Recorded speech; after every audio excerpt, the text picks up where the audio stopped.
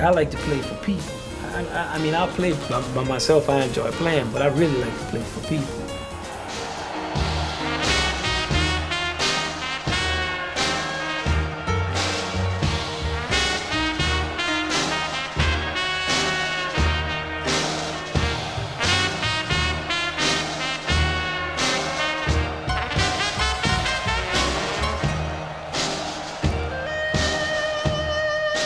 That's why you spend all your time working on these little things and making the music more organized and make it sound good, because you want people to like it.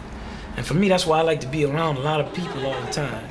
And all the people that you knew when you were growing up, like my partners on my street, I can remember them all, you know. I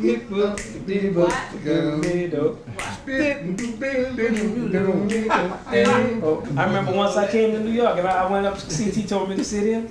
He gave me a plunger mute. He said, "Here, man."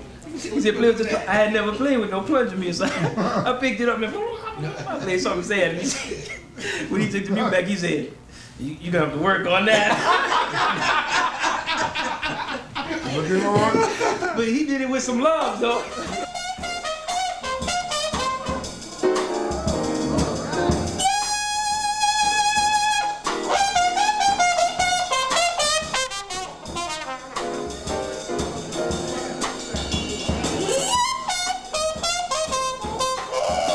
The first time I ever heard like a really great trumpet player play, and was really great, it was when I heard this great man play.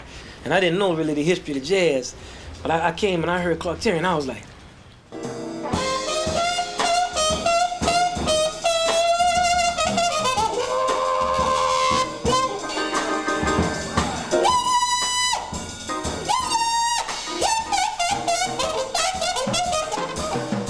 a lot of students go to school and learn a lot of theory, harmony, counterpart, etc. But they jump over something that we think is very, very important, and that is the natural ability to get involved in the history and starting from whence it all comes, right from the ground, from the people who had no knowledge of theory and harmony. Like we teach a thing now, getting the young people involved in playing the blues, which is one of the first vehicles they had to get involved in. And that's what Wynton did. He went back and he realized he should know the whole history of jazz. He should know what had been happening. He should be a product of the tradition at this moment. And you don't do that by cutting yourself off from the past. But when he discovered that, then he went back and discovered that the Prometheus of the jazz idiom was Louis Armstrong. See, Louis Armstrong represents a certain level of extraordinary engagement in the processes of life, and a refusal to turn his back on the range of feeling that people experience, you know, and he took upon himself to invent a sound of such clarion force that it was able to change the world, as it were, really. When you hear Louis Armstrong, he has a very heroic conception of the trumpet.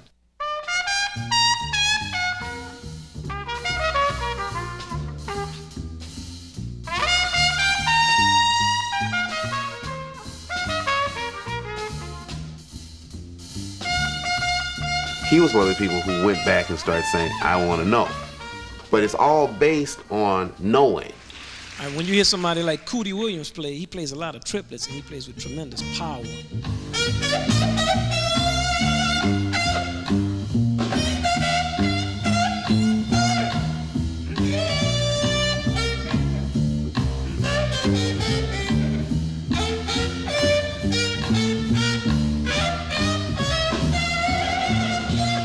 When you hear Clark Terry play, he plays with a lot more. He plays with wit and humor, so he would say something like,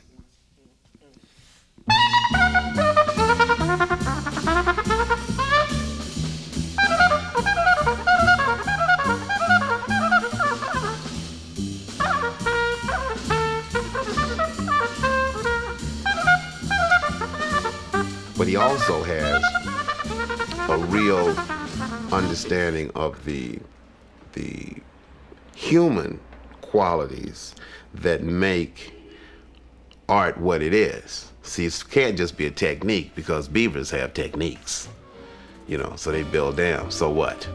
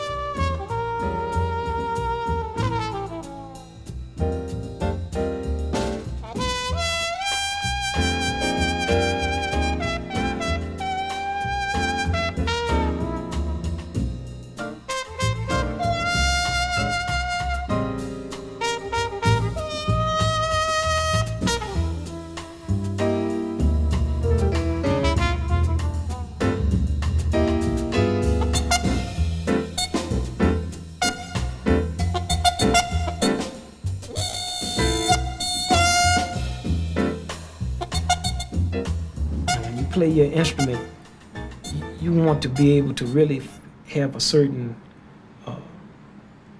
closeness and feeling with your instrument so that you can actually blow something of value and beauty through it, or play it if you're stringing, or if you're a singer and you're using your voice as an instrument, or there's something special about your relationship to your instrument. It's an extension of your body.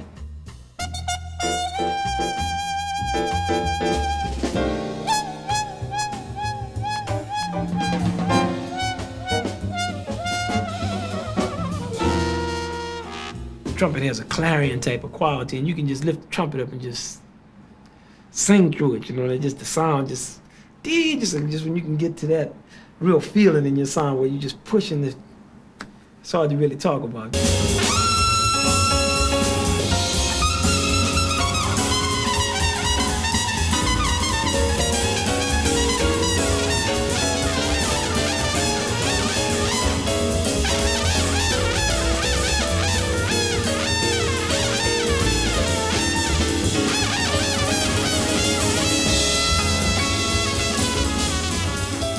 He was born with a talent to adjust to anything. I noticed that about him. He can adjust to anything. We'd go out and play together, just he and I on the stage, and play a song he never heard before in his life. And he'd stand next to me, and I'd play it, and he'd play a little duet with me. Anything I played, he fell in there. See, that's hard to do. That's very hard to do. Now, Buddy Bolden could play so loud that when he picked his horn up and started blowing in New Orleans, the people all the way across the river in Algiers could hear him play. And they knew it was time to swing and have a good time. And that's essentially what Buddy Bolden represented, swing. He's the first jazz musician, the first person to take something corny and make it hip.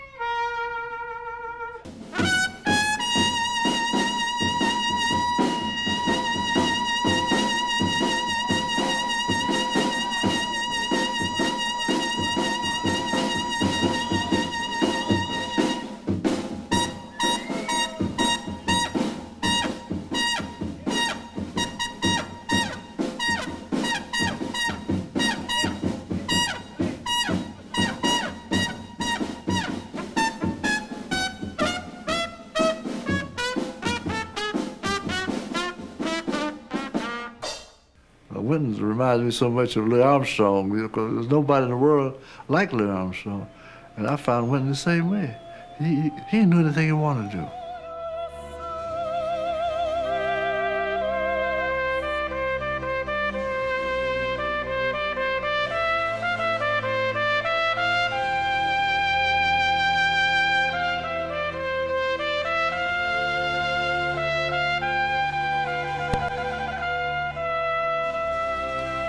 The fact that he happens to be a great jazz musician is only part of his success. The classical influence was very, very important. When you talk about riffs and you talk about choruses and you talk about all the features and the vocabulary, as he likes to call it, of jazz, there is this vocabulary in the classical field too, and you can sense it very much in these extra notes which Bach didn't write or Handel didn't write, and they come from him, from Wynton, but they're, of course, beautifully done, tastefully done, not only technically brilliant, but also musically right. They fit and they give a certain extra dimension to this music, which belongs to it. I mean, it's the way the musicians played 200 years ago. The technique is quite a bit different from classical to jazz. and vice versa. But I think the essence of his musicality is what he brings, which is so marvelous, you know, and so profoundly expressed in jazz. That is what he brings to classical music. He brings more of a freedom to his classical playing than other musicians probably do. So I would say that the two nurture each other, that they actually complement each other.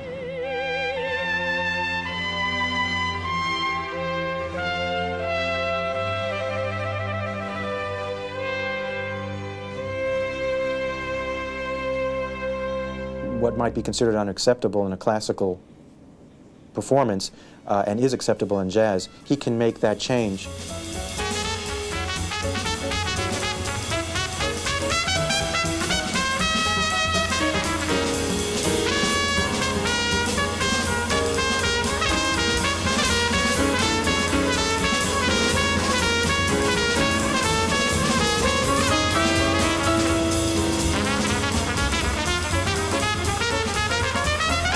There's something more than listening to your horn.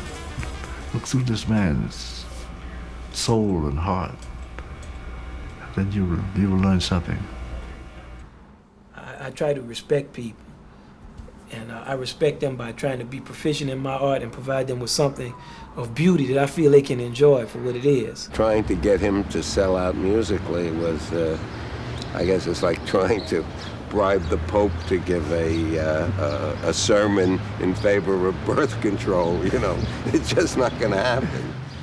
I don't make a calculation. I go, you know, let me play some classical music so people who like that, who might not like jazz, might go.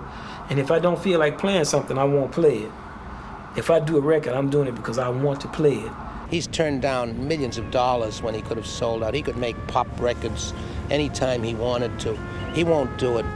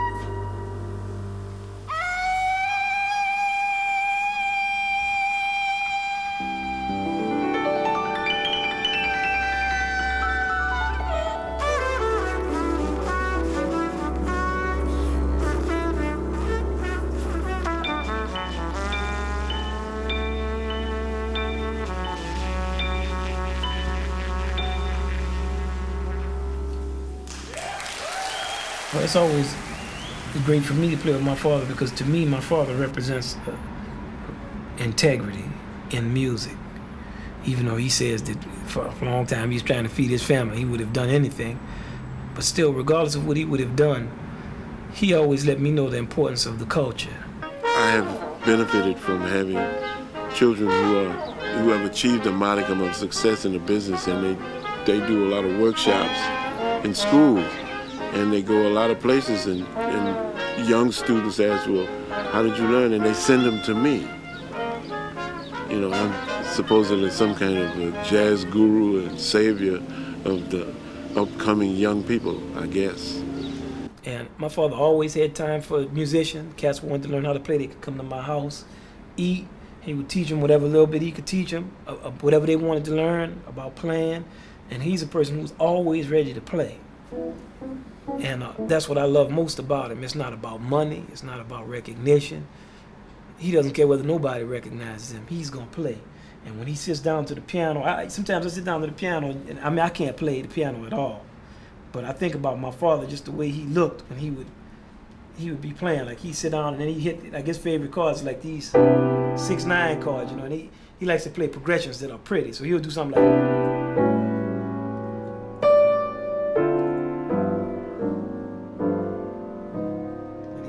that when he hits that chord, and they say, just the way he plays, I can remember growing up listening to that sound. Excuse me for that, Dad. You know, you do the best that you can do, and you hope that you are able to influence some people to take up the mantle for the search to try and find the meaning of some artistic expression. But when I did the record with my father and just the whole time of playing with him, it's really out of respect for him. It's not for any type of, it's made into a thing because we family. Yeah, it's you and your father and your family, but that's not really, all that stuff is just fake. But for me, it's just all those years of his feeling about the music that went unrecognized, just to let him know that I recognized it. You know what I mean? Even though I didn't know that was what I recognized. I knew, and I didn't even like the music they were playing, but I knew it was something about that, about him. Oh, I just knew that.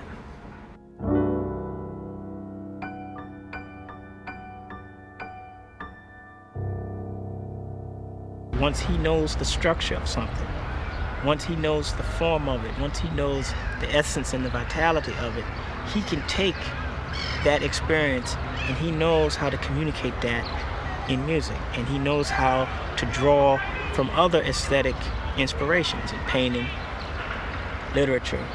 Stanley Crouch and I would sit back and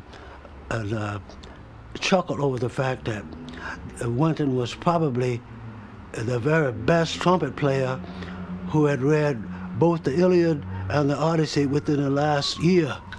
All of this is a part of my musical upbringing. The music of Ludwig van Beethoven. When I was in high school, I liked his music. I liked Maurice Andre. I'm not ashamed of that. That's a part of our music. Our music embraces the European tradition, the finest, the highest levels of European art. Our music is not removed from Matisse or Picasso. His interests are broader, you say, so that what you say has a richer resonance with him.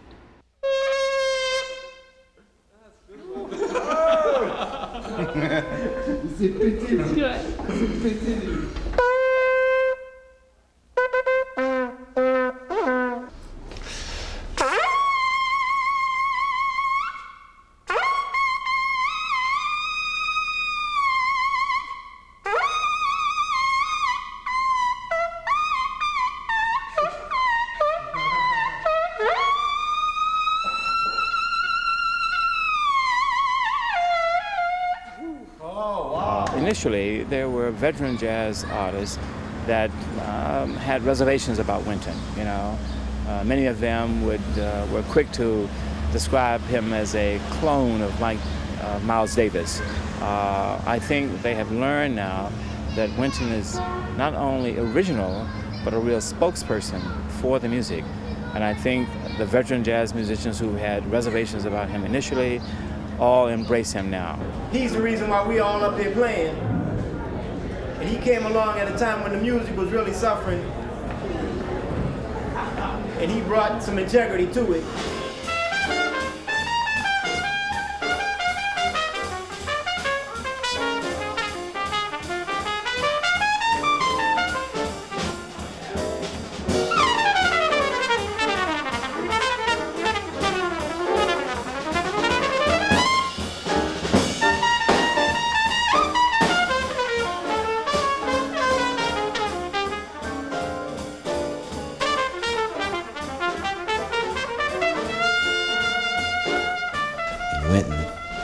More so than anyone else I know, loves to please the audience. See, people don't know this about Wynton. They say, well, he's this and he doesn't. If you ask Wynton to play anything, and if he actually knows it, he'll try to play it.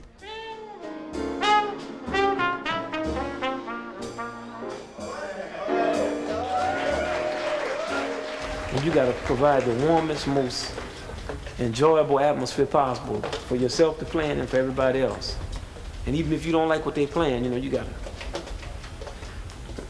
gotta start digging harder. It's like, a marathon or something. Like, every mile you gotta run harder than you ran that mile before that. And when you get in them 20s, then you gotta really be running. So the swing, you gotta rededicate yourself to that swing. He is interested in giving back information, knowledge, spirit, to not only the music but to the people, and it seems tremendously rare. I've presented a lot of really interesting, young, wonderful talent when they weren't so famous, and they won't come back now that they're famous unless I have $50,000.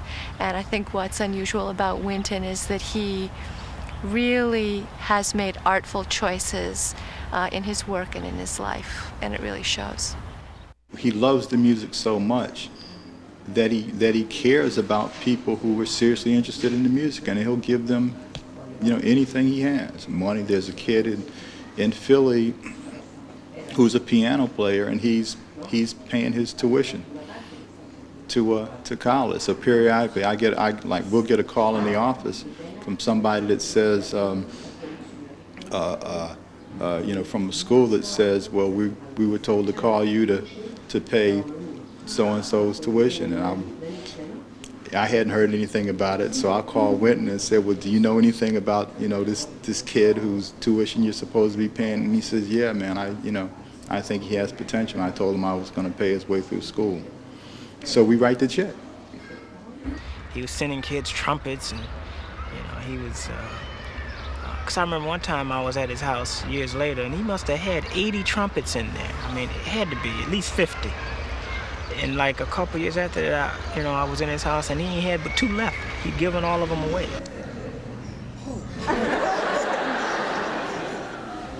So you see what I mean? I can't tell you how many hours he spends at his apartment at home working with kids. I've never heard about. And he's not going to tell me, because he knows what I'm going to tell him. Man, you should, stop answering the phone and get some rest. He doesn't want to hear it. He loves to teach these students.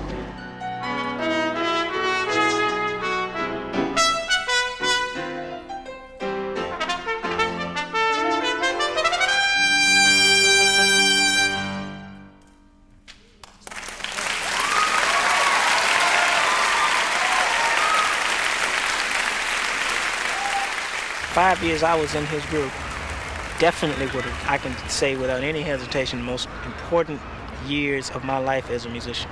There's no ifs, ands, or buts about that, because he taught me so much, not just about music, but just about life. Now I have like a little stone in my bag from my great uncle, and on it he has etched, because he was a stone cutter. It says, "Don't be discouraged," on this little stone, And I look at that all the time, because I get discouraged. It's like we just out here in left field trying to play jazz. We're on the road, 8-9 months out of the year, so you have to sacrifice some of your personal life in order to play the music. So you have to really be able to get along with people who you're with.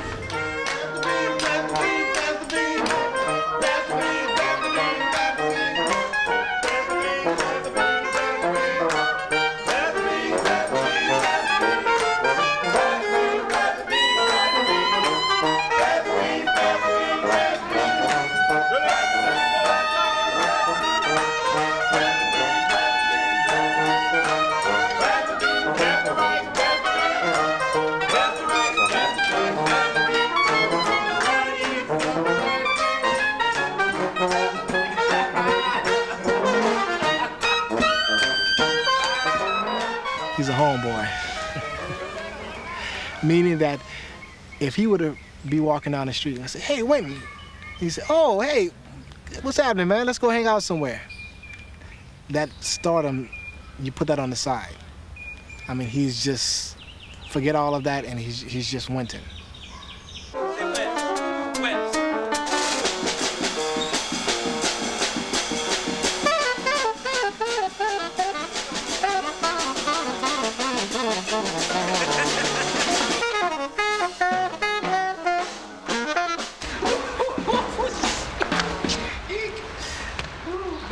I find Wynton a very funny, whimsical man, too. He's not a serious, straight-on professor. I mean, when Wynton comes here, everybody horses around the kitchen. All the musicians are in there, and they're loving and laughing and patting each other and trading stories. He's a man who's interested in true equality of men. He's interested in true democracy. as evidenced by what happens on his bandstand every night. I mean, when he calls off tunes, it's with the intention that everyone will shine.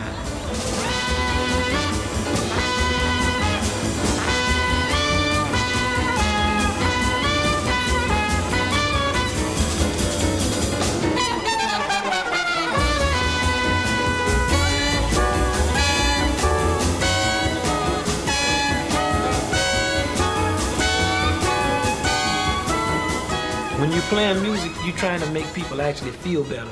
Now, with my particular music, I try to make them feel better through engagement more than through escape.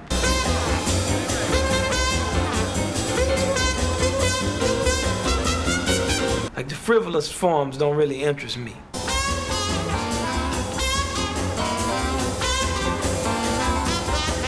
Like, I don't like whipped cream on my ice cream. Give me the ice cream. You can have the whipped cream.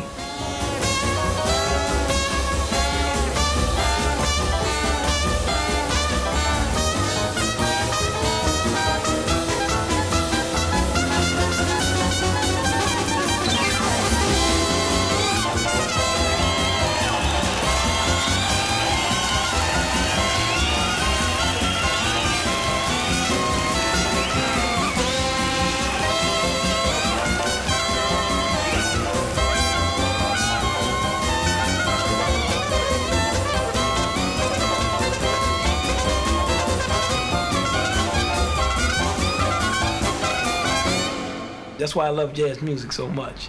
Because when you deal with Louis Armstrong, you're dealing with Duke Ellington or Train, that's just what you're getting. Like when you hear Train playing, he's just playing. And what he's communicating is direct. It's not going in a roundabout fashion. It's not a bunch of stuff going on, so you listen to a lot of little sounds. Or it's doo-boo-doo-wee-be-da-boo, here it is, baby. Just deal with it. You know, that's what I like. Just let's deal with it.